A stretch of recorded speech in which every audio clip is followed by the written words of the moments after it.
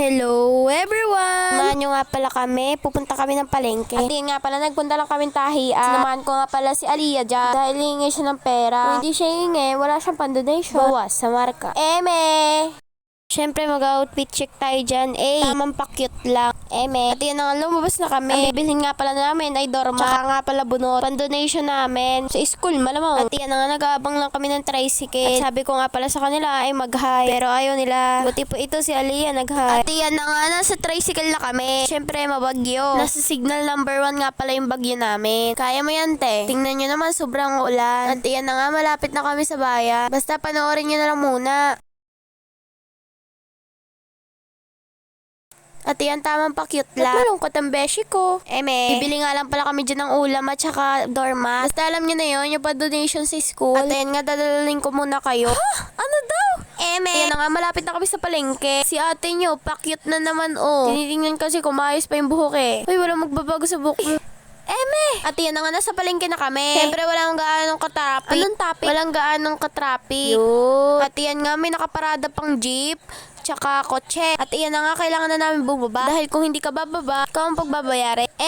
At iyan na nga, nasa loob na kami ng palengke. Hindi ko na siya nabidyohan. Hoy, basta manood na lang kayo. At iyan nga, sobrang dilim nga pala dito sa palengke. At nakita kong malabo ang aking camera. Kaya yun, pinunasan ko. Napunasan ko naman, ay biglang lumaki. Hoy, kahit totoo na, pa din. Guys, alam niyo, puro ako dito. Kasi OA ako. I-enjoy natin yung ka-OAyan ko. At iyan nga, pinahawa ko sa pinsan ko. Pero di niya alam na nagbibidyo pala ako. Kaya iyan, ganyan ang video niya. Mag-char naman tayo. Char! Hoy, walang ganun. Blood influence yun. At yan nga pala, nabili lang kami ng tinapay. At bale, nagastos namin ay 55. Dahil ito nakuha namin. Salamat nga pala kay ate na nagtitinda. Kasi sobrang bait na. Sulit pa. Kaya dito na kayo bumili kasi 5 piso lang isa. At yan nga, may kulay-kulay ay 10 piso lang. Guys, alam nyo, kakanta na lang ako.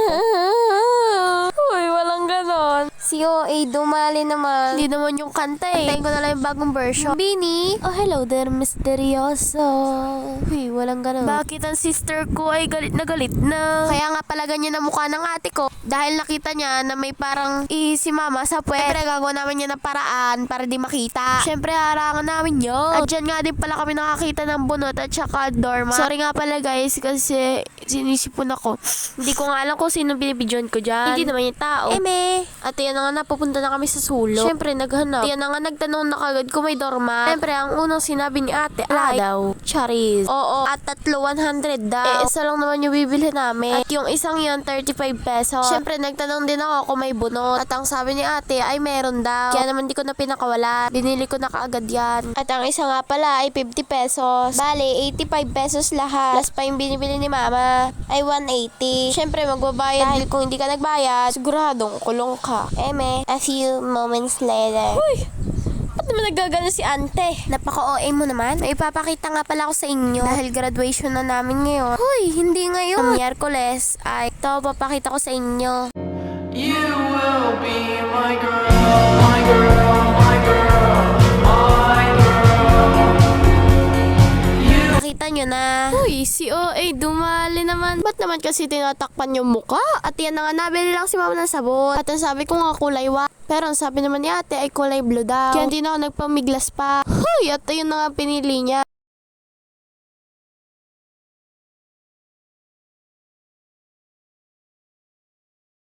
Kakantahan ko nga si mama dito. Ibigay mo na.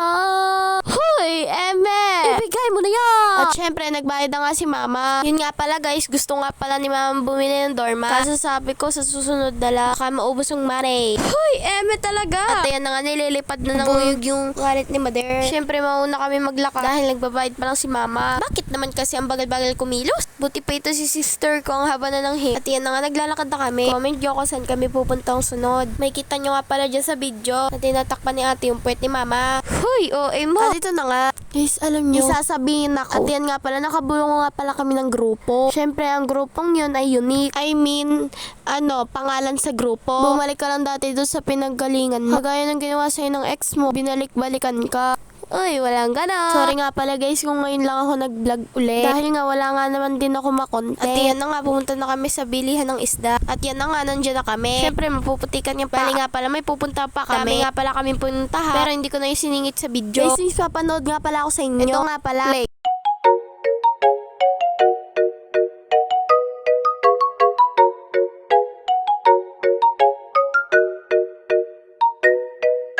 At yan nga, picture muna. Mamaya na yung iba. Tingnan nyo nga pala, sobrang daming isda. Parang ako, isda sa puso mo. Naks naman ako, yan mo de. Iminte.